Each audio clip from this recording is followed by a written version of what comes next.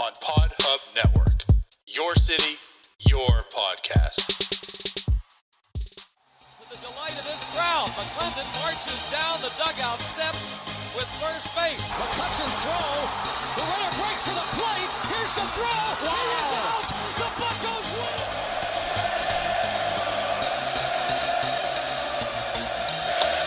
That ball's hit well to left center field. Back toward the track. And that ball is gone. You are listening to the North Shore 9 podcast. Follow them on Twitter, Instagram, and Facebook. Also, make sure to watch NS9 Live every Thursday on Twitch and help support by becoming a patron. Let's go Bucks! Yo, yo, yo. Welcome to Starbucs. I'm your host, Anthony DiNardo. With me, as always, my co-host, Jim Rosati. Big show today, Jim. Let's just start off with that. It's a big, big show today. Yeah, we've got actual news, and it's pretty big news, I would say. Where do we even want to start? I mean, let's just get into it, because I feel like this show is going to be kind of long. We have the obvious news. I mean, literally the title of the show. If you're listening, Jacob Stallings has been traded to the Miami Marlins. But before we get into that, let's just go ahead and touch on all the other stuff to get that out of the way. Let's get this stuff out of the way. Why don't we start with, hey, there's maybe good news. Yoshi Tsutsugo's back. Okay. Can we do that? Yeah, let's start with, we haven't been on since Tuesday, so yeah, we can kind of work our way up to yesterday's happenings. So Okay, let's do that then. yeah. Okay. So I mean, as in everything that Ben Cherington does, right? As we learned last offseason, holidays are not off days for the Pirates. Usually, I guess every other day's off day for the Pirates. Holidays are the work days. Thanksgiving comes around, Thanksgiving Eve, basically. Yep. And it's announced that Yoshi Tsutsugo is signed 1 year, $4 million. So what are your thoughts on that? So this has been in the works for a while. We've heard a lot of rumblings and rumors about that they've been talking. The Pirates were thinking 2-year deal. Yoshi wanted 1-year deal, but Yoshi was completely open to coming back to Pittsburgh, right? Mm-hmm. So it seemed like it was just a matter of time before something got done. And 1 year, $4 million. So Yoshi did a good job of, parlaying that last, 6-7 weeks of the year into a contract. Because, the guy was toiling around in AAA when when the Pirates acquired him. And he was able to somehow turn around his kind of the whole narrative from the first 2 years in the majors and leverage that to get $4 million. So, good for him. Good for the Pirates for getting something done. It was something that it made sense on just everybody. Just all around, it made sense. I think there's you got to be happy about that got done. Yeah, that's literally where I'm at. The price seems pretty spot on. $4 million.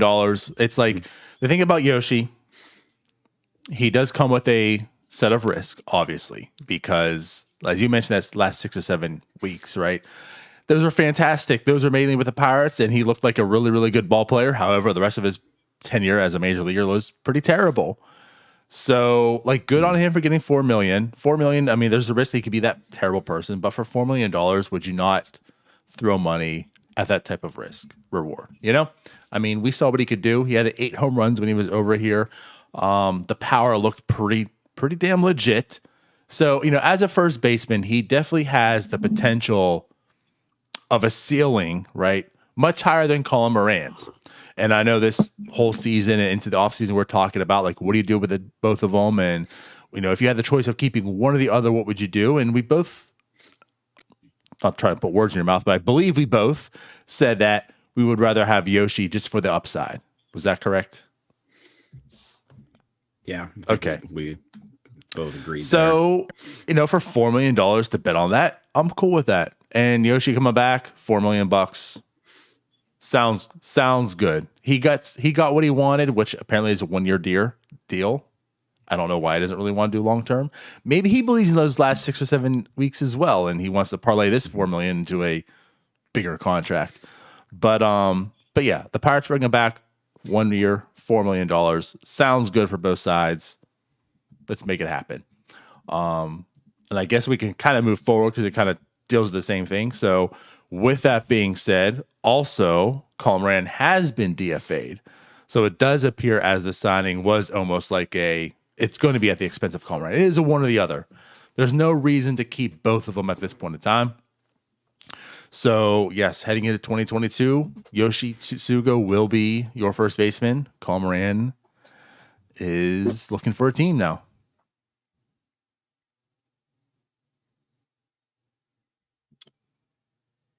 Yeah, here I think most people had him like right around 4.1 million, somewhere in that area. So, like from a dollar standpoint, it's like a straight up replacement, right? Right. And I think, like I said, we can both agree that we like Yoshi's potential and the power capability, higher than Moran. We've seen Moran now for 4 years. We know what he is. He's always going to show like these flashes of like what kind of thought he would become, but then at the end of the day, he's just an average hitter who plays a corner infield spot. And like they're a dime a dozen, right? You can go out there, right. You can go there, and those people are everywhere. You don't need Moran when you have Yoshi. It is just like one of those things though, where like I feel like every Pirate who's just on the brink of making like $3 or $4 million, like they're in dire jeopardy of losing their roster spots. Because like you didn't have to get rid of Moran, especially if like we think DH is coming to Pittsburgh, then you could kind of use both of them. But, yeah, here we are. Moran DFA'd, not so he, essentially a non-tender there is what that is. And yeah, Yoshi going to be the starting first baseman. I'm fine with it. I'm fine with it. Yeah. That's so, I mean, you talk about the $3 or $4 million not being safe. I mean, at this point in time, I sense where you're coming from. But like when it comes to Colin Moran and maybe just the team, like again, we're talking about pure upside. Colin Moran is like you said, he's an average hitter. Like he is a major leaguer. And there's nothing wrong with that. This isn't like Colin Moran is terrible and get him off his team and this is trash. I mean, he's better than a lot of guys on that 40-man roster right now, today as it stands. Mm-hmm. But the problem is he is like that safe move. And I think we talked about, like, I would have loved Colin Moran on a lot of those Pirate, those early and mid, teen 2010s, whatever I guess you call them. Years with the Pirates, because like they had no first baseman, for the most part. Like he would have fit good in that situation, but I just feel like where we're at right now as far as the Pirates is, I'm going for the upside, especially if it's a 1-year deal. Maybe you can flip them because clearly this year they're not actually looking to compete or improve. So like I think that's where you're at. You hope that Yoshi turns into something and then you can flip them, because Colin Moran isn't going to give you that. Yeah, I mean, very well put. Moran is what he is. Nothing more. Like, is Moran? Does he have the talent where like you could see him going somewhere and maybe having like one good year at some point in his career? I could absolutely see that, but he's not. He's not anything like worth getting all worked up about losing. I think that the really kind of the sad part about all this is it like shuts the door on the Garrett Cole trade. All right. And we haven't talked about that yet, but Colin Moran was the last remaining member of that trade. Yes. And so he's now gone. So we're now 4 years after the Garrett Cole trade, and we don't have anybody from that trade. So, Yep. Good job, Neil Huntington. Right? Yes, I guess that does seal the deal on that. Well, all right. So yeah, so Yoshi's back, Colin's gone. Other than that, to move forward, there's a little bit of news. Ben Gamble signed for $1.8 million, offered a contract, came to agreement. That's a done deal. So he will be on the team going forward. I don't think I have to go too deep into that. He's a guy. He is, outside of Brian Reynolds, he's the best outfielder on this team. Sadly, nothing against him, but sadly, he's the best. And that's the direction the team's going right now. So $1.8 million. I mean, that's fair. Yeah, I mean, more than fair. He was definitely. I feel like he was definitely coming back, and yeah, they actually got him for less than what was expected. I think we were thinking, like most places were thinking, around $3 million for Gamble. So $1.8 million just seems kind of low. Yeah, he's the second best outfielder on this team. He shouldn't be. He's probably a fourth outfield type. Like Ben Gamble's probably a guy you want to, have a few starts against right-handed pitchers, maybe get 300 bats throughout the course of the year. The issue here is that Ben Gamble is looking like this team's starting left fielder at this point. And he's probably going to get like 600 plate appearances unless something happens in the next few days. So, or whenever we decide to play baseball after this. So, yeah, I mean, I like it. He's definitely somebody we should have brought back, and so I'm glad that we did. It's just I don't think he's best suited for an everyday role. But that's looking like what he is going to do at this point. Right. Yep. And then I guess the next thing to touch on is Steven Brault, also DFA'd. This one, which is so yesterday on Twitter was fun. It was fun. You were kicking it off, I feel like, blasting everyone for takes, which I will say, it's not like it was unwarranted. However, Steven Brault was DFA'd, and that caused quite a stir. I was, even entertaining it a bit, saying, whoa, I can't believe Brault was gone, and that's where it came from. Like, I guess as I put out later to kind of define where I was coming from on that stance, I was shocked that Brault was the first. It's not as if I'm shocked that Brault's not on this team because, oh my God, Steven Brault is so good. Steven Brault is meh, right? I wasn't falling too deep in his 2020 numbers. I think you were the same way. That's what you kept saying, a lot of people were really hyping up like, oh, Steven Brault's really, really good. And no, he's not. He was put in like the best situations in 2020 with that tandem, him and Chad Cole. But however, he is a major league pitcher.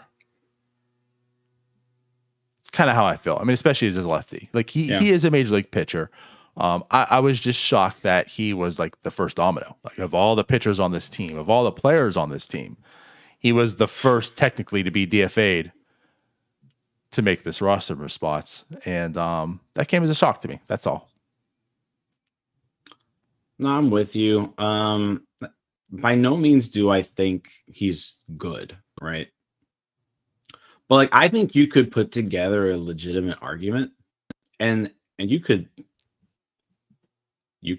put together a legitimate argument that he is the best pitcher on the team. That would be a very legit argument, right? So like, Quintana, it's not one of those things where is in that argument right now. Yeah. So it's not one of those things where like he's good, right? He's not. But like, you could line Steven Brault up with every one of these pitchers who is looking like they're going to be in the rotation next year, and say, is Steven Brault better than JT Brubaker? Well, maybe he is. He could be. Is he better than Mitch Keller? Maybe. Is he better than Quintana? Maybe. Is he better than Zach Thompson, maybe. Is he better than Bryce Wilson? Maybe. Like all these guys who are in this starting rotation next year, Dylan Peters, like it's not like Brault is the clear cut. Oh, well, he's the one who needs to go. Right. Exactly. He was the one who needed to go, I think, for two reasons. One, I maybe his injury, maybe he is more injured than we know, and the team knows that. And so they're like, hey, he's this arm isn't going to work anymore. If that's the case, then I'm fine with this move. But if the case is just, hey, out of all of these guys, Stephen Brault's the one who's going to make $3 million next year. Mm-hmm. So let's get rid of him. Then I'm not really that thrilled with the move, because we mentioned it last week that this pitching staff right now is terrible. Like it's the way it's looking right now. It is bad, and they're gonna need people to just pitch. And who, like when Brault's healthy, he is, like you mentioned, he's a borderline fifth. He's a fifth starter, in the major leagues, mm-hmm. Which is a lot better than what we can say about a lot of these other guys. So I was a little surprised to see him go. Like I said, unless there's, like I said, it's hard to say. It's hard to say because of the injury issues. But if Brault's healthy, he's clearly worth the $3 million or whatever you're going to spend on him. Right. That's kind of where Stephen Brault. Yeah. If Brault can give you 100 innings, no matter what those 100 innings look like, he's worth it. Question. Now, so I mean, the thing is, that's a legitimate question, though. Can he give you 100 innings? That is his MO. He has a hard time staying healthy. So I understand that aspect of it as well. You could surely factor in the money portion, right? You could say, well, you know what? This guy is not as good as Stephen Brault, but I can probably pencil him in to give me the innings. And the caveat is he's cheaper. That could be there. Mm-hmm. At the end of the day, as I expressed, the goal truly is to get a team of people better than Stephen Brault. Like, that is the goal. So to improve upon Stephen Brault should be the challenge, right? Like, this is a move that you should be making to improve upon. The difference is that same logic, other guys are on this team that are worse than Stephen Brault. So it's one of those things where it's fine. It's not the end of the world that Stephen Brault isn't on it. It's just, why was Stephen Brault chosen over other players? And that's just where I'm at. Clearly, that's where you're at as well. Yeah, that's where I'm at. And as I said, it seems like just the players that so far the players that they're choosing to not leave on the roster are the ones who are arbitration eligible. Yes, that seems to be the pattern. Yep. Yes. Okay. So we got that news out the way. Before we get into the major news of Jacob Stallings, right, and some questions and our thoughts on the Pirates and Ben Cherington, was there anything else you want to touch on? No.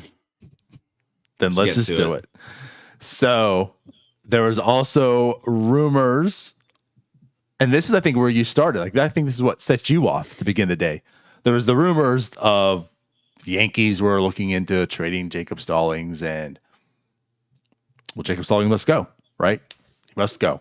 Mm-hmm. And again, kind of set you off. I'll give you the floor on this part. Before we even get to the trade, just the fact of Jacob Stallings going, the state of the Pirates, the state of the fanhood, right? Jacob Stallings is looking into being traded. Take the floor, Jim, because I feel like you got something on your chest. Yeah, that is right. That is what set me off. So originally, we started hearing some rumors in the beginning of the day that the Pirates were basically shopping Jacob Stallings, and they were fielding offers. And my whole, and I've said this for months now, right? We've talked about Jacob Stallings and a potential Jacob Stallings trade for a while now. My thing with Jacob Stallings is, a fair value trade for him is just not going to be worth like what Jacob Stallings is. Mm-hmm. And it's not that, Jacob Stallings is a great catcher. He's not a great catcher, but he's a above average major league catcher, right? With 3 years of control left on him. And he's been pretty reliable. He's been a great defender. He's been an okay hitter, right? Below average hitter for the most part, but nothing terrible. He can handle himself up there at the plate. Right. Which from a catcher position is something that you don't always see. So that's what makes him he's a good major league catcher, right? But he's not a great one, right? So any trade for Jacob Stallings wasn't going to blow anybody's socks off. Right? If you got fair value for Jacob Stallings, you would look at it and you would say, well, I'm underwhelmed, right? And we'll get to that. But so my main thing here was just like, why do we have to trade Jacob Stallings? Like, what's the reason? Because I knew going into this that whatever we got for Jacob Stallings, it's not going to be impactful it's not going to be impactful talent for when this team is ready to compete. It's not.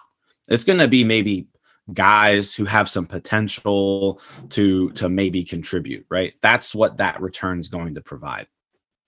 You're not going to get somebody who's going to say, oh, wow, we traded Jacob Stallings, but you know what? Now we've got our blank of the future, right? Mm-hmm. You're not going to get that. If that's the case, and you were like, oh, you know what? We can trade Jacob Stallings, but you know what? Right field is on lockdown now in 2 or 3 years, right? That's just not what Jacob Stallings is going to give you, right? So that was my main point: is why trade him? Why trade somebody who is good? You're not going to really get anybody his caliber in return. You're not like, none of these people you're going to get in return for Jacob Stallings is ever going to put up a 2-win season. Not going to happen. Right. Okay. So why do it? Right. Unless the reason is just get him out of here. He's making too much money. 2022, we don't want to be good. 2022, we want to tank again. We want to do everything we can to lose. And that seems to be the path this team is going. They have absolutely zero interest in actually winning games in 2022. So this was now the next logical move. This move helps the Pirates lose more games next year. It does not make them better in any way. It makes them worse. And it lowers payroll. So it's like, there's no way to look at this and say, this was a good move. I'm not going to necessarily say like it's a bad baseball move. Like, it was a fair deal, right? And we'll get into the return. It was a fair deal for Jacob Stallings. Like, I'm not saying that they got fleeced. Like, no one got fleeced in this deal. The Pirates got what Jacob Stallings is probably worth on the trade market, right? But going back to my original point, none of these guys are people who you look at and say, oh man, I can't wait till this guy gets to the majors and helps his team out, in 2 years. None of these guys are that. So why not just keep Stallings around for next year, for 2023, for 2024? Because first off, when Henry Davis does get to the majors, you're still going to need another catcher, right? It's not like you can't just, you need more than one catcher. And like, why can't the Pirates, like, if the goal is to compete in 2024, right? Why do you have to suck? Like, why do you have to lose 110 games next year? Right? Maybe try to show Brian Hayes and Brian Reynolds that like you actually want to get better, at the major league level. So maybe try to like show that you want to compete a little bit next year. I'm not saying the Pirates need to go out there and sign these people like the Rangers are or the Tigers are, right? Like, the Pirates don't need to go out there and have a $600 million offseason, right? I'm not saying that, but the Pirates should at least not be getting rid of the players that can help them potentially get better through this rebuild, right? The goal is still that we want to get better. The team's already bottomed out. Like, how long do we need to bottom out for? Like, at some point you have to say, okay, now we need to start shifting focus and get better. And we both have said this, like 2022, I don't want to sit through another season of just terrible baseball. Don't want to do it. I have no interest in it. But it seems like we're heading that way. And with the way that the payroll is set at DiNardo, like, we just got the updated payroll last night, and the way where it stands right now, the Pirates have a payroll of $33.5 million, right? Yes. Even updated $33,528,300. $33 million payroll. That's $10 million less than what Max Scherzer's making next year. And I'm not saying the Pirates need to, like I said, never am I saying the Pirates need to go out there and have like $150 million payroll. But there's no reason at all why this team can't have an $80 million payroll going into 2022. There's no reason. And so just do the things that it takes to get to that point. By doing those things, you're putting yourself in a position where at least you don't have just like a terrible baseball team going into next year. All right. And so that's just my thing. It seems like they're by pushing this out another year, they're kicking this can down another year. They're saying, hey, we're not planning on being competitive in 2023, because you can't just flip a switch and say, I'm going from a 100-loss team in 2022 to a playoff team in 2023. That doesn't happen very often, right? No. Maybe you strike lightning in a bottle like the Giants, right? But it doesn't happen. So now you're looking, okay, 2022, this team's going to be just completely terrible. 2023, maybe then you start trying. I don't know. Maybe you suck again. Maybe we just are going to suck for a few years. Who knows? But 2023, maybe then you start trying, right? But you don't actually compete because you just lost 100 games, right? 2024, then, is that your first year that you're looking to compete, right? And if 2024 is the first year you're looking to compete, yep, then you have to start thinking, okay, well, now I only have Brian Reynolds for one more year. Like, yep. Should we trade Brian Reynolds to maximize this window that we have and make it, instead of a 2-year window, make it like a 4 or 5 year window? Do we maybe then trade Ke'Bryan Hayes to make this a 3 or 4 or 5 year window instead of a 2-year window? So like the steps that I'm going through my head now are, if we have no interest in being a competitive team until 2024, then should we actually just sit here and waste the next 2 years of Brian Reynolds? Would it not make sense then to just trade Brian Reynolds now, if the plan isn't to do anything until 2024, and get somebody who can help us beyond 2025?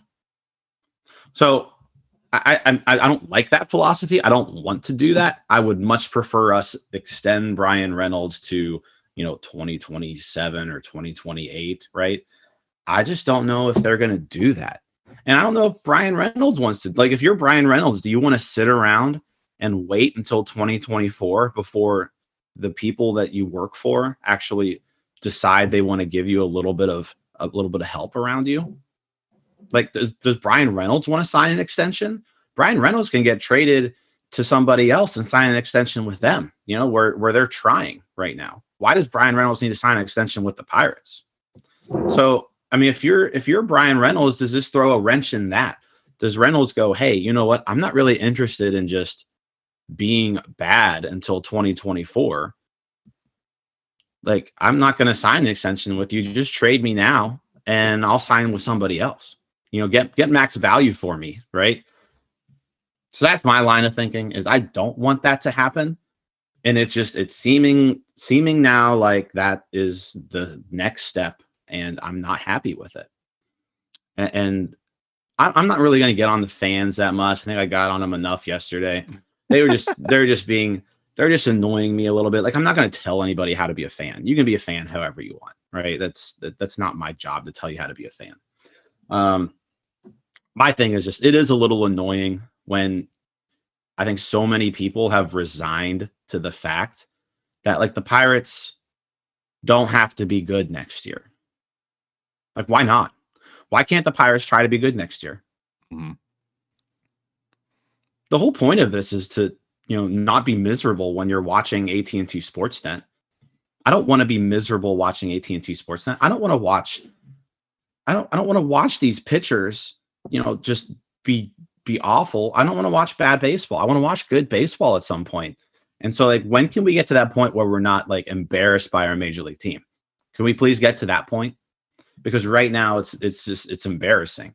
You got all these people tweeting out Max Scherzer's deal is more than the Pirates' payroll, right? That's embarrassing. Like, that doesn't have to be that way.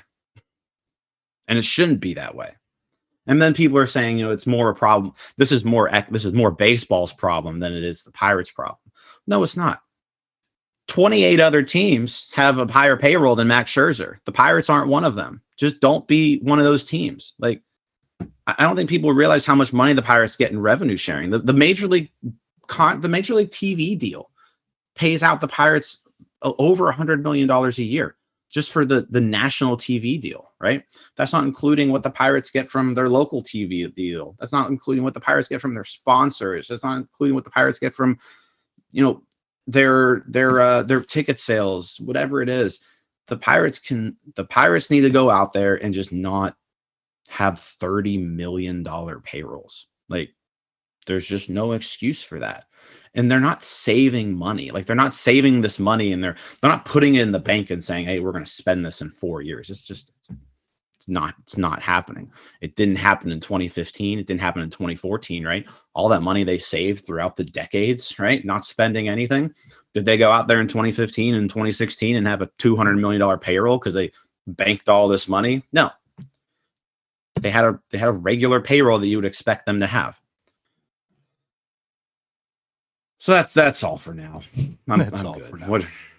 Yeah. You bring up very good points, Jim. And I think the biggest thing about this is the fact that I guess before getting that, a lot of people, the takes on there were like, why wouldn't you trade Jacob Stallings? He's 32 years old. He's a catcher. He's 32 years old. He doesn't fit in the window. Get rid of him. And, my whole thought on this, because we've debated on this show about that. I was on the side of trade Stallings. You really weren't. And I think we kind of came together, and you maybe see that side a little bit more. But I'm still I'm at the point where I'm okay if Jacob Stallings is traded. I'm not the you don't trade him at no point. This is terrible. If you trade him, you're a loser. Get out of here. Like that. Like, I'm okay. If a trade were to happen, I would be okay. It just comes down to what would the return be. As we're going to get into, the return was just what it was, and it's like, how does this really benefit, So, like, for the people that want to say he's so old, he's not going to fit in this window, there's a window that you could create. That window could be created into 2023. To me, that's why everything is so vital for this team. What you just said with Brian Reynolds and Brian Hayes, right? If you're going to make this longer, if you're going to extend this, if you want to tank further and not get competitive till further down the road, then you are absolutely correct. Then now you're in that situation where is Reynolds and Hayes even on this team? Are they in the windows? And if they're not, why are they here? So we have that situation. If you are kicking this can down, if you don't see them contending until 2024, then you have that problem with those two players, right? So there's that situation. There's the situation of, so what are you going to get back, right, in return, like you mentioned? Is that really going to be worth the safety net of a Jacob Stallings? Because sure, Henry was the number one pick. He's in the organization. He's on the way. Is he? We hope he is. You know, like if you're going to sit here and say the catching position is good, we have the depth. Andy Rodriguez, how we just talked up last week, you know, Baseball America, now the number 7 prospect in the Pirates pipeline, right? You got Henry. You made those trades. None of them are above A ball. They're also all catchers who typically tend to develop longer than most other players. You know, the knock on Henry also was the fact that he might not be a catcher, Jim. He might not be a catcher. We hope he is, but there is a real possible chance that, you know what? He's not cutting it. He needs to be a first baseman. He needs to be an outfielder, you know, whatever it may be. Jacob Stallings is a good catcher. Just like you said, is he elite? No, he's not. But he has a really good glove. His bat is not going to hurt you. You know, when the people are saying that, oh, he's light hitting, he's a terrible hitter, like, sure, like that is his downfall. He's not the greatest hitter. He is below average. But for what he provides you on defense, and then what he is in total is the offense, like it's not, he doesn't hurt you. Like he's not a liability in that lineup. He is nowhere near Kevin Newman. You know, like that is a pure out. That is a liability. How many times did we see a highlight of Jacob Stallings this year? You know, I'm not just saying, you know, okay, because these walk-offs that he got, like he's a good offensive player now. But what I'm telling you is he is not a liability. He's not going to hurt you. And at a catcher position, what he provides you offensively isn't terrible by any means. And what he gives you defensively is a plus. I mean, we're looking at rankings, looking at WAR. I mean, he's a top 10 catcher in baseball. That's something to speak on, you know? And the number 11 catcher in baseball is actually a pretty steep drop off. I think he's a 2.8 WAR and number 11 is a 2.1 WAR. So, you know, it's actually a drop off after Jacob Stallings on the next like rank of catchers in that sense. And on top of that, he has the years of control. He could be a Pirate, like you said, like into that contending window. You know, he's here 2022, 2023, 2024.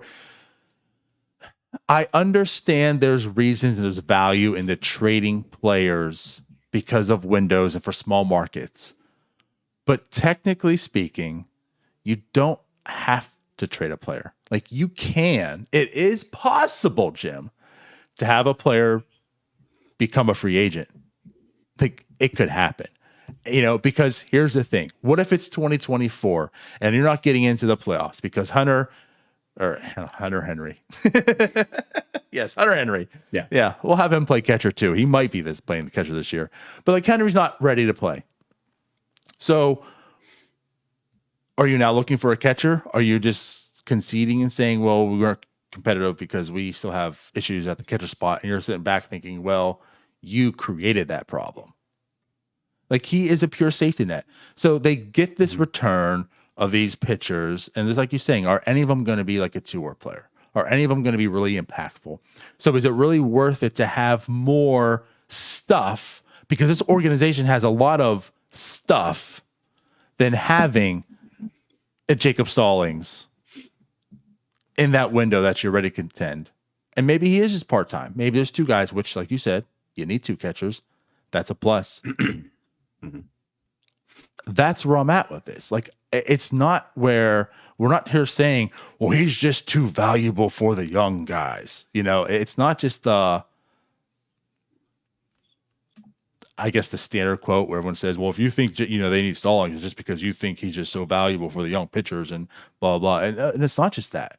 It's everything. It's the contending window. It's so much for the organization. And what you're getting back in return, is it really worth not having that? And that's just where I'm at. He's not impactful. He's not going to flood your system with talent that you need to move forward with. And it showed that. This trade happened, and none of these guys, if none of these guys are on the club in 2024, 2025, I feel like we could get through. I feel like Jacob Stallings, if he's not on the team, that could present an issue.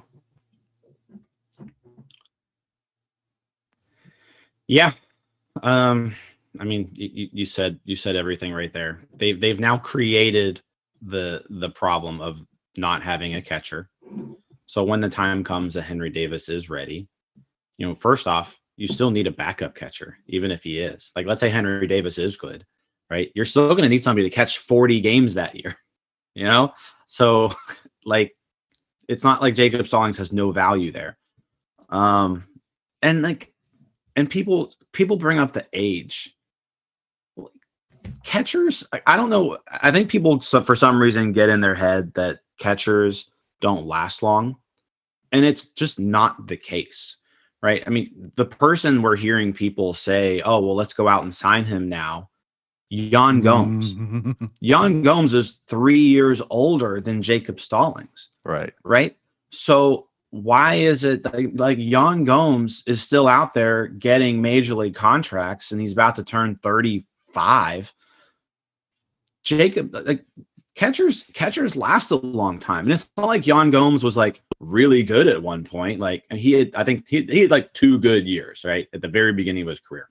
But like Yan Gomes is just a guy, right? And because he's a catcher and he's okay, he's gonna be in the major leagues for a long time. I mean, Jacob Stallings isn't Yadier Molina, but geez, Yadier Molina just keeps signing contracts.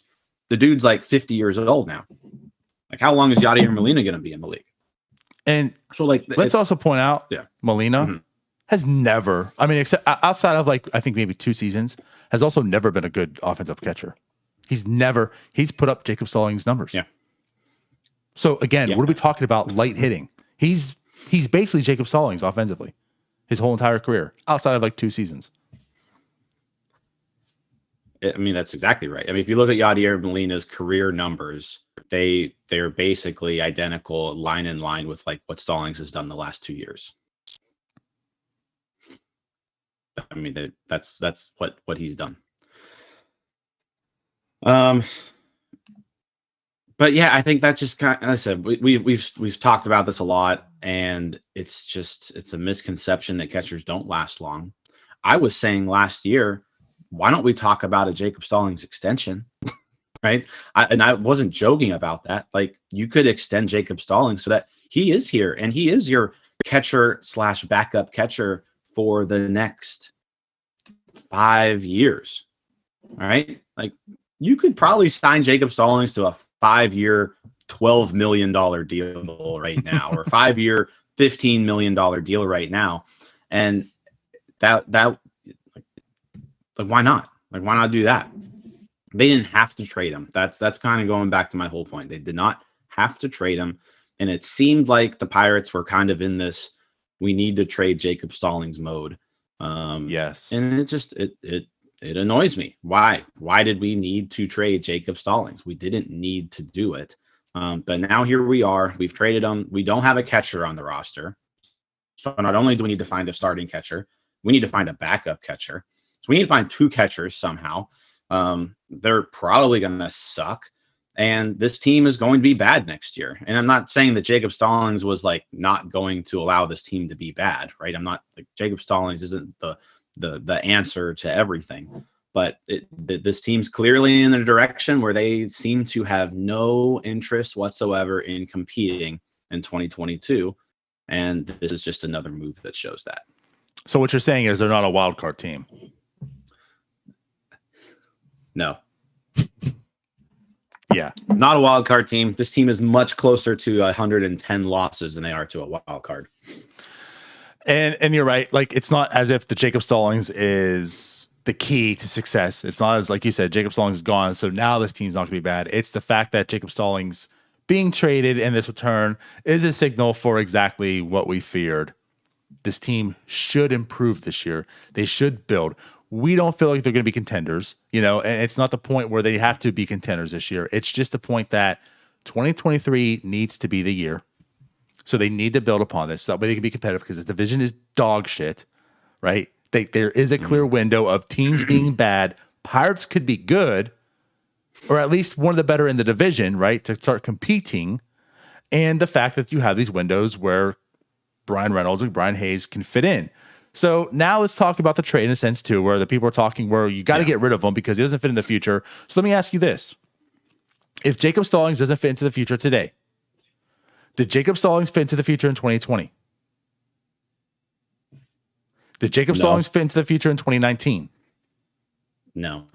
So if he doesn't fit into the future today, then why the hell they hung on to this whole time anyways? Like, what's been the point of Jacob Stallings on this team? If you've been tearing down, if Marte was gone, if Josh Bell's gone, right? If all these players are gone, why has Jacob Stallings stayed? You've shown that Jacob Stallings doesn't need to go because all the players that have needed to go, Jim, are gone. So what has been the point of having Jacob Stallings on this club until today? Well, I should say yesterday. It's not to develop the young pitchers, Jim, because guess what? Those young pitchers weren't pitching. So even for the people that are throwing that thing out there where, well, he's just so valuable to the team because, the young pitchers, he can help them. He hasn't done that today. There haven't been any young pitchers to do it with. It's been all the old terrible pitchers that have been here since day one, So that's not the excuse. So why has Jacob Stallings been on the team? So let's also rewind. I wanted to bring this up on Twitter, and the reason I did was to pivot into the show. A year and a half ago, there was a catcher from Seattle called Austin Nola who was traded to San Diego Padres, and he has a very similar appeal and tract of Jacob Stallings. They both bloomed late, but in their short-lived tenure at that time, they were pretty productive catchers. That trade that was involved with Seattle, it's a pretty big package, Jim. I mean, I know I did. I can speak for myself. It's been a while, but I can speak for myself. When I saw that trade, in my head, I was thinking, why is Stallings here? Trade him. If that's the market, trade Jacob Stallings right now because you got a top 100 prospect. You got Ty France, who, by the way, is a 3.5 WAR player this year. That return was pretty nice. That was a return where Seattle's looking right now and saying, well, look at us. We're sitting pretty good right now. We have that infielder for the next 5 years. So there was this package back then when Jacob Stallings was more unknown, right? There was a lot of risk because he's a late bloomer. Is this going to be sustainable? Let's fast forward a year and a half.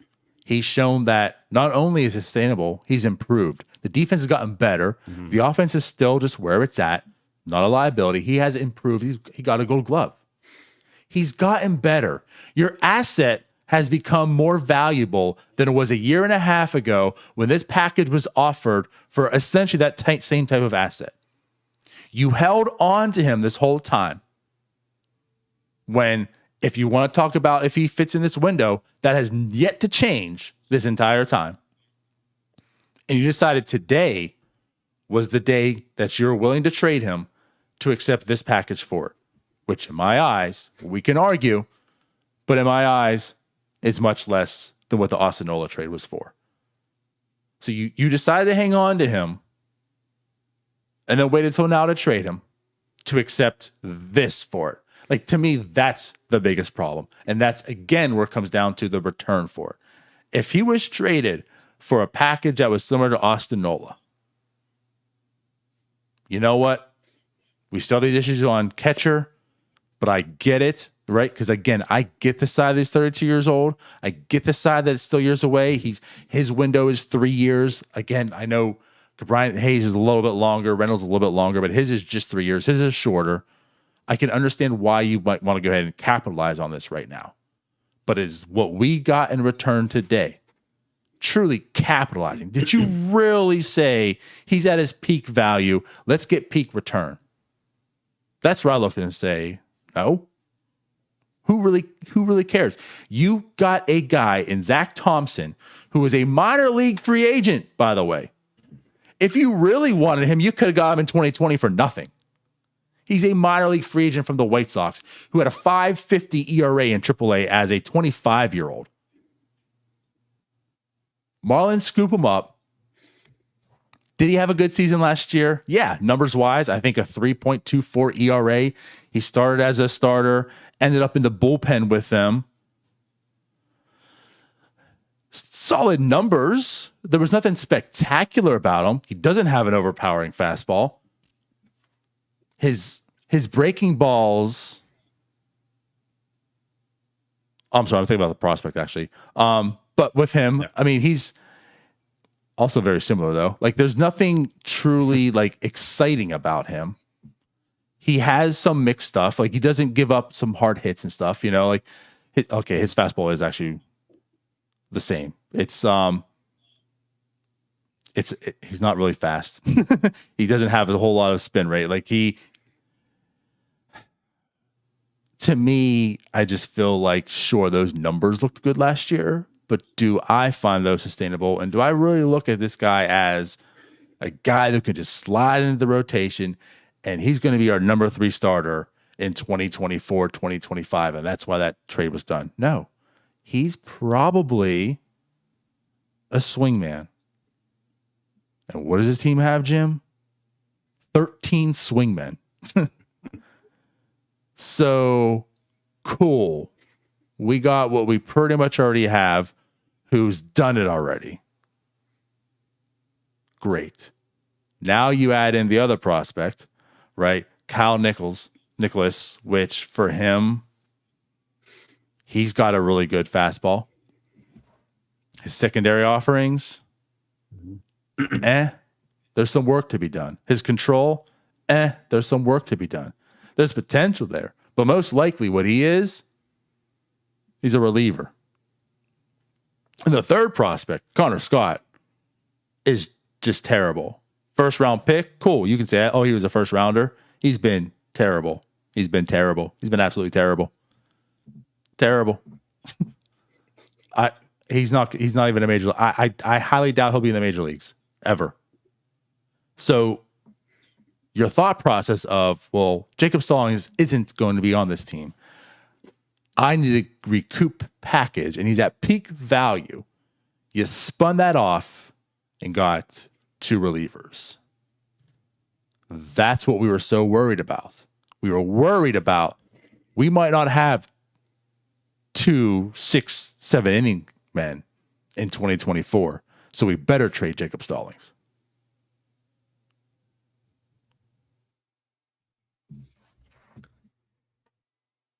Yeah.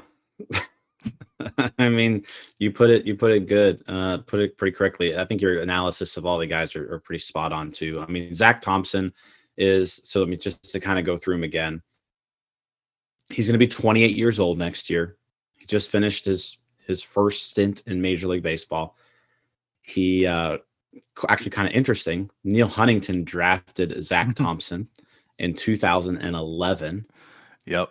And he instead did not sign, went to college, was then drafted by the White Sox and kind of toiled around in the lower levels as a starter for a while. The White Sox then turned him into a reliever.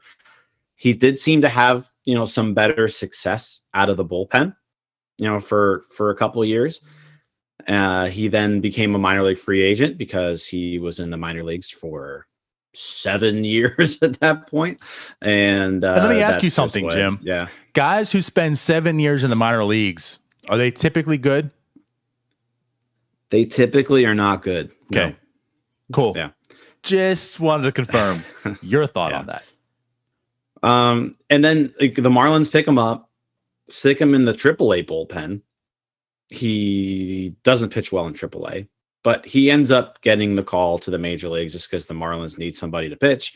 And shockingly, he actually pitches pretty well for the Marlins last year. And like, there's really no way to put it. Like, he had good results last year in 75 innings with the Marlins. He started in the Marlins rotation right around, I think it was like the end of June is when he got called up. So, and one of the interesting things with him is, he had like, I remember even reading about it. He was like one of the only people ever to strike out 11 batters in like one of his first 4 starts ever. So he had like one really good game. But he kind of was, he was a guy who started off super hot, like his first 4 starts, like you're looking at it and they were really good. And then he just tapered off and he was bleh. Right. And then once he became bleh, they moved him to the bullpen in August. And so he pitched out of the bullpen pretty much all of September. He was fine out of the bullpen, right? He was used as like to basically just pitch one inning at a time. At that point, he wasn't even like a multi-innings guy. But he finished the year in the bullpen. So, I mean, ultimately, it ended up being 75 innings. He struck out 66 batters, walked 28, 3.24 earned run average, right? So the strikeout numbers didn't end up being all that great. 7.92 strikeouts per nine. Walk rate was just normal, 3.3 walks per nine. So from a standpoint of like, he handled himself okay, in his first major league appearance. I would say he handled himself well. But to go back to the point, like this was his first time in the majors. He was 27. He's about to be 28. Like there's a reason for that. Like, there's a reason why he was in the minor leagues that long. I don't know if this guy can be a starting pitcher in the majors. He hadn't been a starting pitcher in the minors since 2017. So my guess is the Pirates are going to hope this guy can start some games for them, right?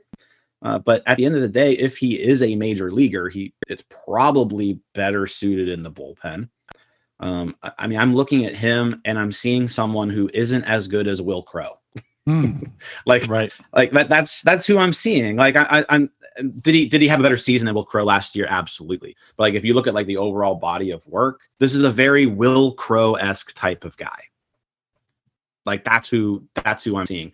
Will Crowe even had better pedigree because he was, a better prospect. But that's who I'm seeing. I'm not seeing it. This isn't a person who is going to stick in a major league rotation for years. Right? I'm not seeing it. Just not seeing it. Same. So that if this was just like a throw-in piece to a deal where it was similar to like an Austin Nola type return, then sure, fine. This seems like a guy who can pitch some innings maybe this year on a bad team. But like this guy is not going to be on any competitive baseball team for the Pittsburgh Pirates. By that point, he's going to be 31 years old, right? And Jacob Stallings. So like, what is this, right? Someone on Twitter was telling me he's a number 2 starter. I'm like, what are you talking about? This dude took 8 years to make the major leagues. So it is what it is. He's by a accident. Guy. Yeah, he's a guy.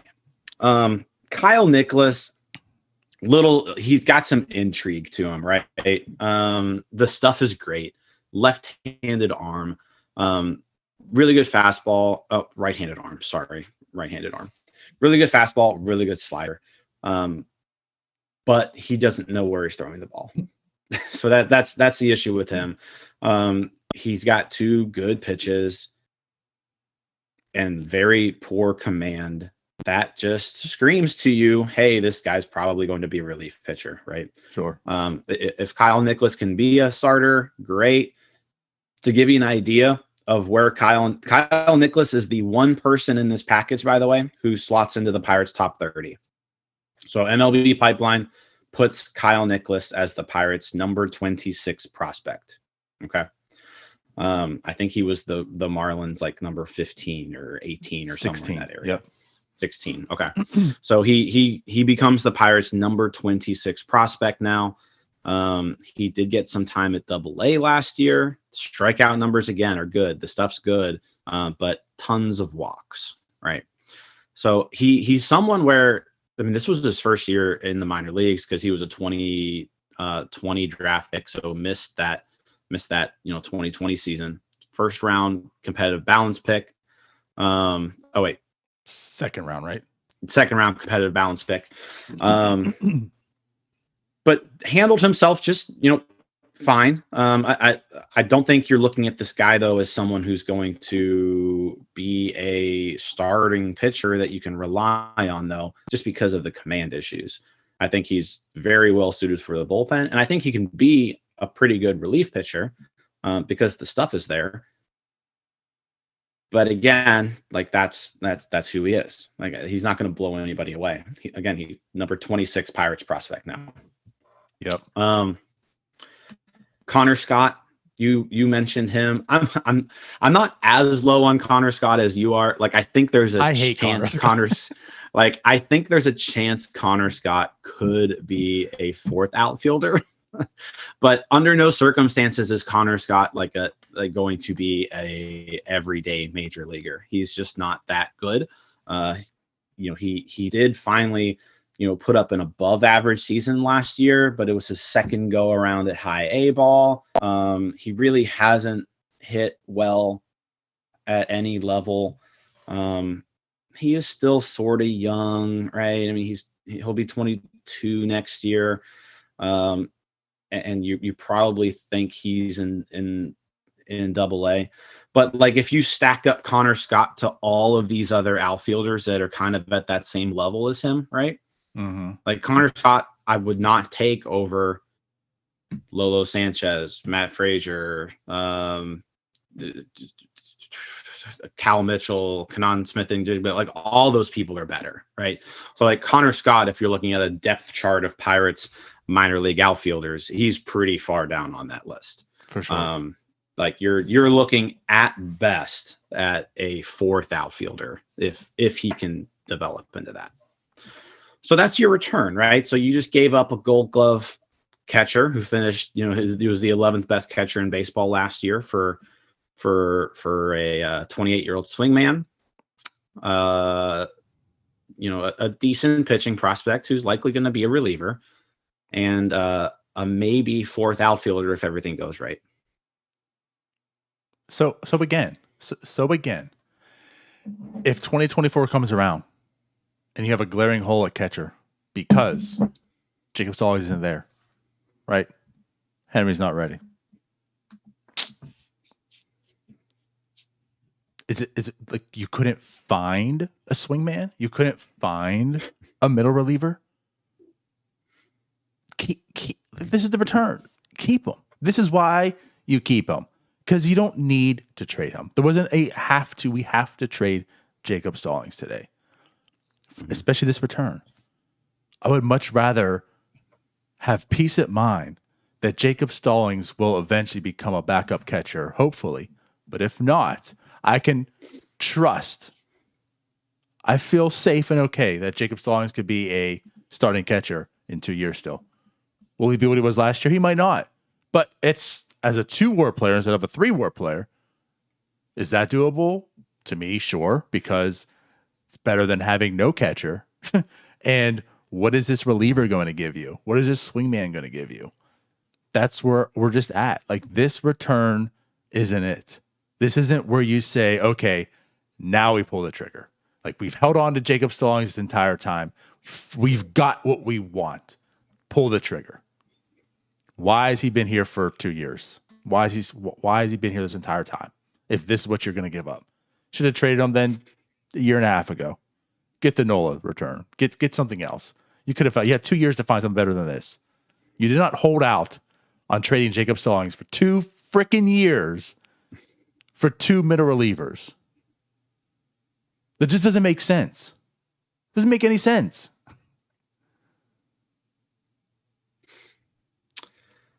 Yeah, and like I said, my whole thing was like, there's no reason to trade Stallings unless you get blown away. Well, this is not getting blown away. No, is it a fair return for a catcher his caliber with 3 years of control? It's a fair return. See, right? I don't even know about that. I truly don't. I think it might. Some people are saying that. I don't know. Maybe I'm just even more down on the return than I guess others, but I look at it and say, I don't know if that really is either. There's one actual prospect in this deal. There's one. There's a minor league free agent and a first round bust, and one prospect who might be a reliever. Is that truly fair return for a 3-WAR catcher with 3 years of control? Like, I'm sorry. I'm sorry. No, you're right. That's you're where right. I'm at. It might not be. It might not be. This honestly. Maybe I'm just too down on this. And at the end of the day, in 3 years from now, we're looking back and saying it was fair return. But in my eyes, I'm not on that boat. I've been seeing that thrown around. Well, it's fair deal for what it is, but in the Pirates' eyes, a fair deal isn't what they need. I'm at the point I don't look at this as even a fair deal. I don't. If I'm Miami, I'm sitting there thinking, shit, we just got Jacob Stallings. I gave them nothing. Like Jacob Stallings, I understand, isn't the type of player that if you're going to trade for him, you got to make him hurt. I get that, right? That's what a Brian Reynolds is. If you trade him, you got to make it hurt. But I mean, there wasn't even like a Band-Aid that was ripped off on this. Miami's looking at this definitely says, I got this person for free. This person was the past regime's mistake. We'll never make the mistake of drafting a Connor Scott again. And sure, here's this reliever that we just got who has some control issues. I mean, they gave up nothing. There's zero regrets in doing that trade. They would make that trade all day long, every single day. You waited all this time to trade Jacob Stallings for this.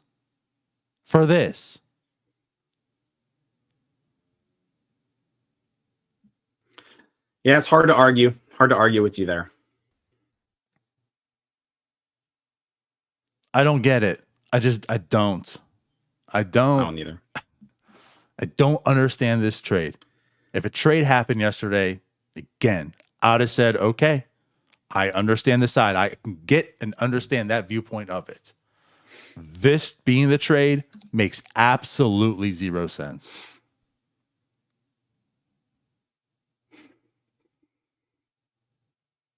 Tyler said it. We're a year away from being a Ben Cherington hating podcast, and it's getting closer and closer. Every single trade has been, I don't know, but I'm going to trust in Ben. And I'm to the point now where he's now had 2 years. Like that's over. That's over. I don't really trust Ben anymore making trades. He's done well in the draft. He has done well on some parts and stuff. But I feel like I don't want him to make a trade ever again. And Ryan, in our group chat, Ryan said it best, and I fully agree. If we're talking about then, the window's down the line now, and we should probably trade Brian Reynolds, I fear for my life right now hearing that. Because who's going to be the one trading him? And how do we have to talk about that deal because of how underwhelming it was? I don't want Ben Cherington to have to trade Brian Reynolds because that's going to be terrible.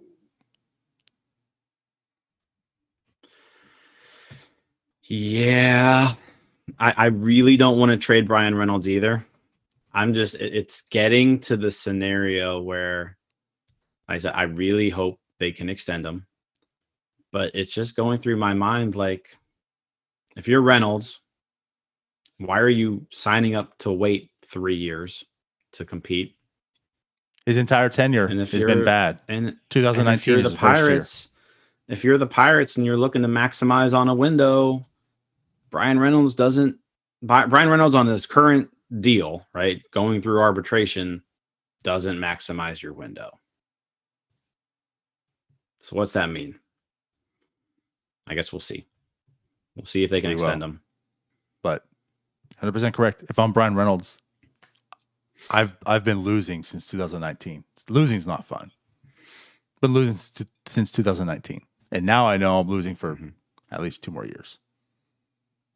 I think one thing this does, not winning, but we're there. Like, I'm just complete losing. It's not going to be fun for 2 more seasons still.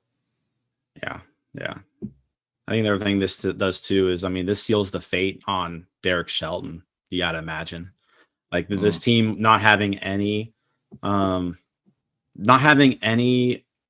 want to compete in 2022 means you're now in year 3 of Derek Shelton of putting up just terrible win-loss totals. Like Derek Shelton's done after 2022, which I think, none of us are going to be super upset about, but the Pirates never gave Derek Shelton a chance, basically. Right.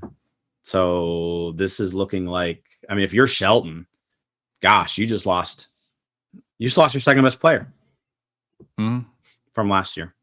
From last year. Yeah. Yeah. Yep. And you don't have a catcher on your roster right now. That's terrible for him. Not that he's really showing that he's deserving. He's doing things to earn an extension or another contract. But it's gonna be sad that you finally get your job and this is it. Yeah, can he have a fair chance? Can he have a winning season? No. Yeah, finally gets a head coaching job, and this is the roster that he's given for his 3 years, and it's just he was not given a chance to succeed at all. Right. And as I don't think none of us really have a lot of faith in him, but he really was never given a chance to win. He's not going to be given a chance to win next year. And after 3 years, he wasn't even the guy. He's not even Ben Cherington's guy. Right. Like, don't see that lasting past 2022. Yeah. Well, I don't know, man. I don't know. What I do know is Ben Cherington has to find 2 catchers. I'm sure there's some plan that was set in motion. I'm sure he has something in mind. We'll find out what it is. But yes, he has to find 2 catchers. There's not one catcher on the 40-man roster. So there's that. He did find a catcher yesterday, per se. Another, 28-year-old minor leaguer. Yeah. Basically what Zach Thompson has been his whole entire career up until last year. But yes, so that's that. I don't know. It's definitely been well over an hour. I guess Michael Perez is still technically in the organization. Great. So I guess you kind of just assume that Michael Perez is going to be one of those catchers. He cleared waivers, was assigned to AAA. So my guess is Michael Perez will be one of those 2 catchers. And so now you got to find another one. So wild card then, right? They'll be fighting. Yeah. This is why it's just a terrible take. Just to end on it. That's why it's a stupid take. That's why. There's no rational reason to say that. Absolutely zero rational reason to talk about being in a wild card fight. This team is trash. This team is trash right now. And it's a 100-loss team. Right. Sadly, though, it doesn't have to be. That's the problem. It doesn't need to be this way. And that's why we are pissed off. Because they could be semi-competitive. They could have a product out there that you're not embarrassed by, like you're saying. This could have been the year where they've made a stride. They look to improve. They're deciding not to. That's what's frustrating. Yep. So, should we wrap this up? Let's wrap it up. Yeah. All right. I've been yelling for a while now. We'll be on Thursday, I feel like, for sure. I don't think we're finished. No, I think agree. Tyler has some things well, to say. there's probably, I would imagine, they still have to do something. Yeah. Too. So there'll probably be some more stuff today. Yep. Tomorrow's the big day. Yep. All right, then. We'll see you guys on Thursday. Bye-bye. See you guys.